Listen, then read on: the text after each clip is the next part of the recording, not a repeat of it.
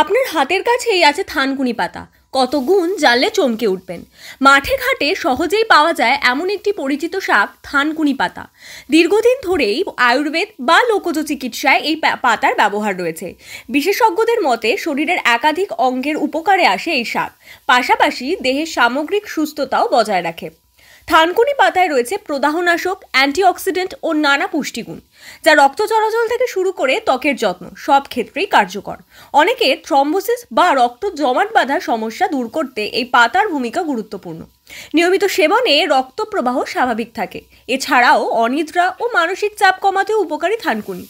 বিশেষজ্ঞদের মতে পাতার পুষ্টিগুণ স্নায়ুকে শিথিল করে ঘুম আনতে সাহায্য করে, স্ট্রেস হরমোনের ক্ষরণ নিয়ন্ত্রণে রেখে মানসিক অবসাদ কমাতেও কার্যকর এটি। আলসার সহ পেটের বিভিন্ন সমস্যায় ক্ষতস্থানে এই পাতার রস লাগালে জ্বালা কমে ও দ্রুত সারে।